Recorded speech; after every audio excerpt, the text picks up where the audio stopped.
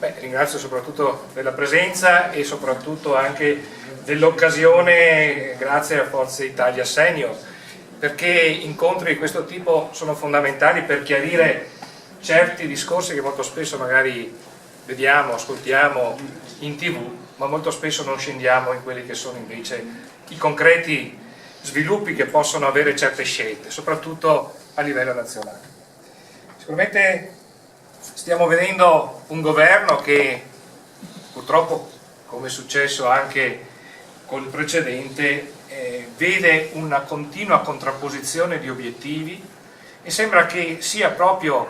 l'opposizione interna che diventi elemento di aggregazione.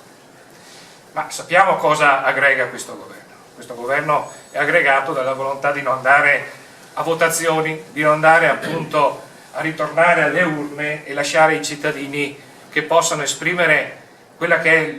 la necessità di avere una prospettiva come Italia in una situazione che ha bisogno di chiarezza soprattutto nei confronti dell'Europa. Noi siamo deboli nei confronti dell'Europa perché abbiamo purtroppo rappresentanti di governo che non riescono a incidere e dimostrare che l'Italia può avere veramente una prospettiva nuova, soprattutto sotto l'aspetto del rilancio dell'economia, della tutela di quelli che sono i valori della nostra comunità, della nostra società, in quella che è appunto una continue proposte che vanno contro qualsiasi buon senso del cittadino. E lo vediamo anche in quelle che sono proposte che fortunatamente anche oggi sono state bloccate, ma che guardano solamente ad impoverire la nostra società. Sicuramente fa specie vedere piazze riempite dalle famose sardine, che non sono altro che quello che è appunto un sistema che ha la sinistra di portare in piazza e dimostrare che loro sono alternative a loro stessi, perché alla fine è questa la prospettiva che ha un movimento come quello delle sardine. Allora c'è bisogno di cambiare, ma c'è bisogno di cambiare appunto tramite le elezioni, tramite la compattezza di un centrodestra. Io spero sia proprio questo l'obiettivo che avremo nei prossimi mesi, partendo dalle regionali, aspettando appunto l'occasione delle politiche per dimostrare che esiste e c'è un centrodestra alternativo che ha sicuramente come traino la Lega, ma che ha al suo interno componenti come Forza Italia che hanno soprattutto l'obiettivo di riportare al governo una compagine che può e sa governare. Lo ha dimostrato nelle regioni importanti, in particolare come il Veneto, la Lombardia. C'è la volontà di portare appunto a governare una coalizione che abbia soprattutto chiaro un programma elettorale. Molto spesso questo l'obiettivo delle sinistre è quello di non far vincere il centrodestra, ma senza programma. È questo l'obiettivo di avere un programma chiaro che scenda anche in quelli che sono aspetti particolarmente interessanti come quelli che ha appunto indicato Renzo per quanto riguarda la gestione ad esempio dei servizi fondamentali, dalla gestione del ciclo idrico integrato, dalla raccolta rifiuti, da un sistema che incide sulle tasche appunto dei cittadini. E su questo in Veneto sicuramente c'è ancora tanto da fare. Siamo stati promotori di una riforma che ha visto ad esempio la costituzione di un atto unico regionale sia per quanto riguarda i rifiuti sia per quanto riguarda il ciclo idrico integrato. Vuol dire che dobbiamo puntare, Renzo, su quella che è la tariffa unica, perché ritengo che ci sia la necessità di equilibrare un territori diversi. Voi avete la necessità di potabilizzare l'acqua e l'impegno che c'è stato della Regione è stata quella di realizzare quel sistema acquedottistico, il MOSAV Veneto, tramite Veneto Acque, che porterà e porta acqua, ha iniziato già l'attività di pompaggio appunto da Carmignano, dalla zona di ricarica delle falde, per portare acqua buona, per portare quell'acqua che voi invece finora avete prelevato e potabilizzato dall'Adige e dal Po. è un sistema che deve garantire la sicurezza del sistema acquedottistico. Abbiamo visto cosa è successo nel Vicentino, nel Basso Veronese, nel Basso Padovano, con l'inquinamento dei FAS che hanno compromesso la sicurezza e la salute dei cittadini. E quindi questo sistema deve diventare capillare e soprattutto messo in rete per garantire che questo sistema garantisca tutto un sistema che dovranno i gestori garantire. E qui ci sarà il discorso di come passare la competenza e la gestione diretta del MOSAV, di questo sistema acquedottistico, con i gestori. Sì. Che non è il MOSE, no, il MOSAV è il sistema appunto acquedottistico regionale del Veneto. Altra acqua, non salata. E quindi è proprio su questo che dovremmo capire se questo inciderà ancora sulle tariffe e pagheranno i cittadini o se questo diventerà un elemento invece di valorizzazione. Noi abbiamo l'acqua più buona, perché il nostro bacino acquifero è il migliore d'Europa. Vediamo cosa prelevano le multinazionali per le acque minerali che poi vediamo in giro per il mondo. Vuol dire che questo bacino è sicuramente un bacino di qualità. Dobbiamo tutelarlo e su questo bisogna appunto investire.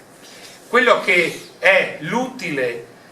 delle nostre multi-utility deve essere reinvestito per la tutela delle falde, per il miglioramento dei servizi. Quindi la preoccupazione che ha Renzo di vedere appunto una società quotata in borsa che venga a gestirci anche i nostri servizi, soprattutto la nostra acqua, ci preoccupa. C'è stato un referendum, l'acqua è pubblica, noi vogliamo garantire che questo sistema diventi elemento di valorizzazione del nostro territorio. Quelle che sono state le nostre multi-utility, sicuramente anche nell'ambito dei posti di lavoro, certo c'è bisogno anche di razionalizzare e di vedere forse meno politica in quel senso di gestione rispetto ad aziende che devono diventare anche competitive sotto l'aspetto della loro organizzazione e soprattutto della loro gestione. Gli amministratori locali devono fare le scelte, poi l'operatività e la gestione deve essere lasciata in mano a tecnici, a coloro che abbiano veramente un quadro imprenditoriale anche di aziende che devono, ripeto, garantire la qualità del servizio al cittadino al minor costo, ma devono essere in grado anche di investire per migliorare quel servizio. E quindi è proprio su questa la sfida. I rifiuti, voi sicuramente avete un territorio che soffre in quella che è una mancanza e una necessità di appunto messa in sicurezza ad esempio delle discariche. C'è una discarica tattica, quella di Sant'Urbano, che serve quando appunto non riuscite a smaltire i rifiuti a poterli appunto collocare per garantire il servizio, ma qua dobbiamo entrare in merito anche a quella che è la necessità di rivedere un sistema che deve essere completo, e qua il rischio c'è già, perché Padova è l'unico inceneritore o termovalorizzatore che appunto ha una certa dimensione. Non vorrei che questo diventasse monopolio poi per quanto riguarda i costi di conferimento, e quindi è su questo che dobbiamo capire come sviluppare anche nell'ambito impiantistico il nostro territorio, poi senza guardare a quella che è una situazione anche di traffico di rifiuti che non sono rifiuti urbani ma che vengono trasformati tramite delle selezioni che diventano speciali, e qui entra in campo la necessità di capire ad esempio le criticità che hanno le nostre imprese che producono rifiuti speciali che non riescono più a portare all'estero, perché purtroppo anche i paesi come la Germania hanno bloccato i trasferimenti di questi rifiuti, e quindi dovremo capire effettivamente come garantire anche un'economia legata poi alla necessità di smaltimento di questi rifiuti. Quindi sono temi che toccano effettivamente poi un territorio a livello economico, a livello sociale, a livello di impatto. Ma sembra che questo governo sia molto lontano da quelli che sono gli obiettivi di questo tipo. Si guarda ancora una volta a quelle che sono delle priorità nella tassazione indiretta, continua, che oppressa poi il reddito delle famiglie. Io sono contrario, come lo è stato sempre Forza Italia e anche il centrodestra, in parte, a quel reddito di cittadinanza che è stato votato dagli scappati di casa. Negli scappati di casa. Però purtroppo ci deve essere chiarezza anche nell'ambito appunto del centro-destra, per quello ripetevo prima, c'è bisogno di un programma ben definito, e su questo è bene sia andare magari davanti a un notaio per sottoscriverlo, che quello sia un programma di coalizione che venga portato avanti e che sia un obiettivo chiaro e anche di chiarezza nei confronti del cittadino elettore. Perché non possiamo pensare che poi qualcuno cambi per opportunità quelle che possono essere le priorità del programma. Serve quindi una revisione di quello che è sicuramente un reddito di cittadinanza che ancora una volta va ad agevolare certe aree del nostro Paese, che ha visto una contrapposizione anche nelle ultime politiche. Da una parte c'era la volontà di quel reddito di cittadinanza che sempre appunto chiede il sussidio allo Stato centrale, che poi deve ripianare tutti quelli che sono appunto gli sprechi di certe regioni, rispetto alla volontà ad esempio di un Nord, di un Veneto, che hanno la voglia di rilanciare l'economia, che chiedono di poter realizzare posti di lavoro, non sussidi. E quindi qui bisogna reinvestire quelle che sono le risorse, poche che ci sono, grazie purtroppo a un debito di bilancio che sappiamo tutti cosa pesa ogni anno di interessi, 80 miliardi all'anno di interessi per il debito che abbiamo, e quindi rilanciare un'economia investendo quei soldi che ci sono proprio sulla riduzione delle tasse, soprattutto le tasse sulle famiglie. E quindi è su questo rivedere quel sistema di tassazione opprimente sul patrimonio della casa, di quella casa che soprattutto nei nostri territori è un valore che era fondamentale per qualsiasi famiglia. Adesso è diventato un debito, e questa è la differenza di quello che è una crisi anche del settore immobiliare, di quel settore che era trainante, che adesso è diventato appunto stagnante perché non c'è la possibilità di investire, perché altrimenti quel bene ti viene tassato in maniera pesante da parte dello Stato, senza qualsiasi rischio di patrimoniale che in qualsiasi momento un governo come questo sarebbe pronto sicuramente a mettere in atto se deve salvare le banche come quelle di Bari. Ecco, dobbiamo ricordare anche questo. Le nostre banche, Veneto Banca e la Popolare di Vicenza, sono state eliminate dal mercato del credito, dal mercato appunto bancario. Questa è stata una grave e studiata posizione da parte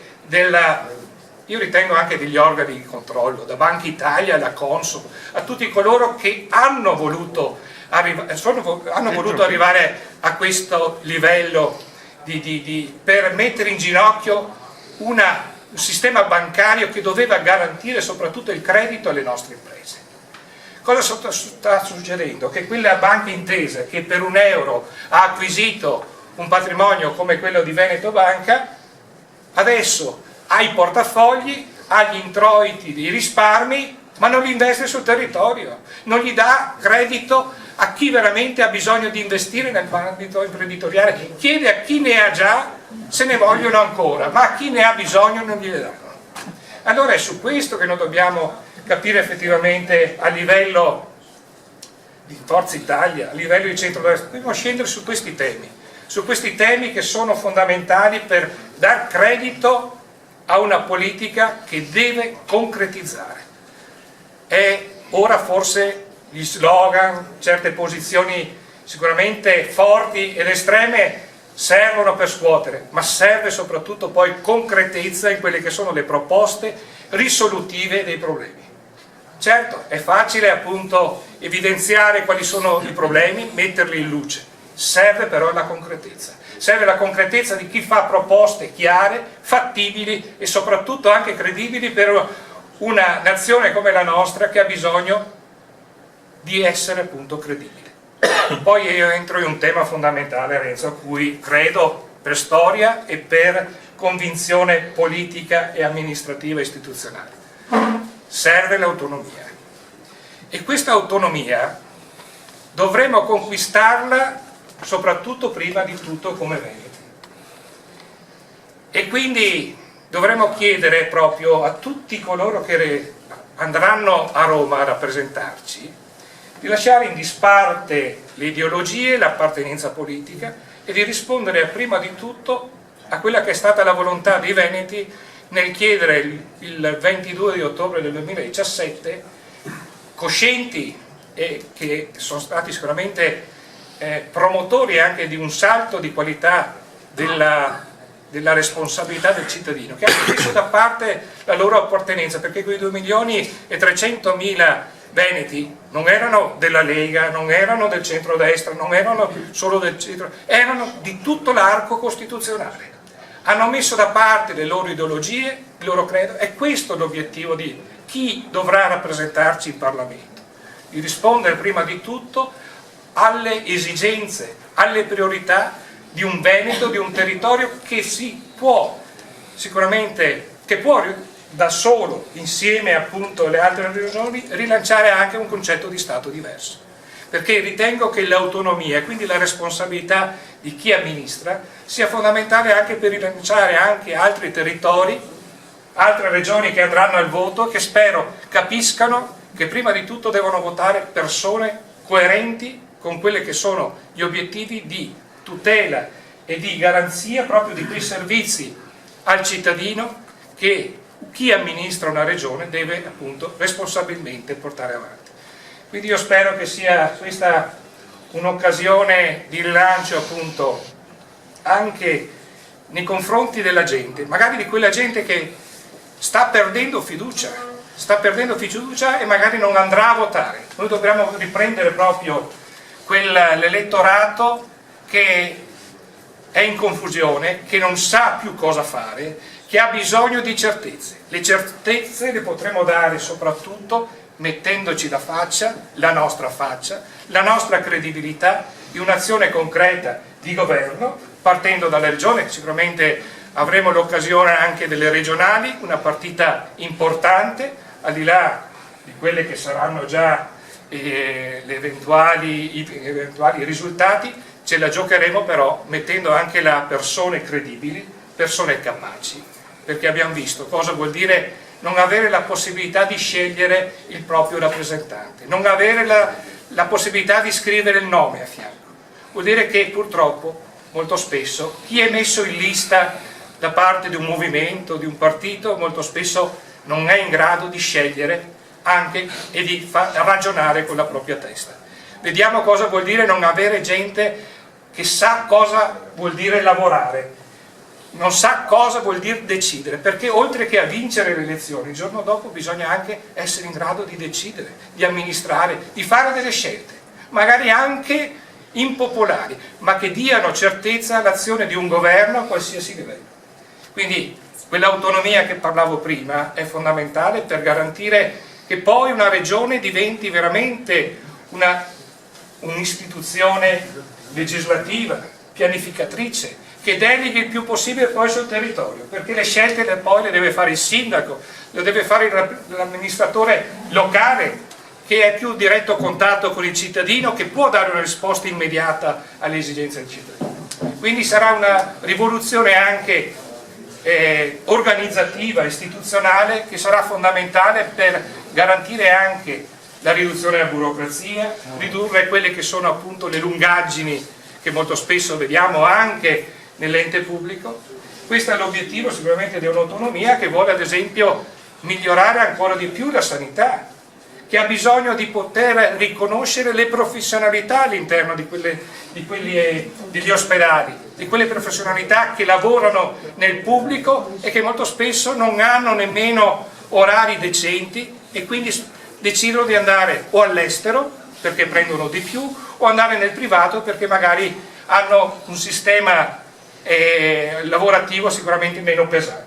Allora noi dobbiamo invece investire sulle professionalità, riconoscendo la giusta compensazione anche di stipendi, e questo potremmo farlo proprio con l'autonomia, risparmiando in certi settori, però investendo soprattutto in chi opera, in chi poi è in contatto diretto col malato, con l'utente che ha bisogno anche di persone umane di fronte,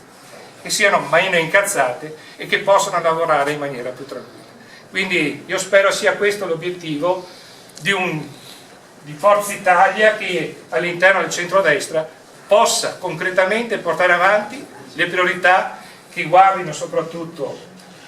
al futuro di un Veneto, di un'Italia che grazie anche all'autonomia potrà rilanciare una politica nazionale diversa e più a contatto con i cittadini. Grazie.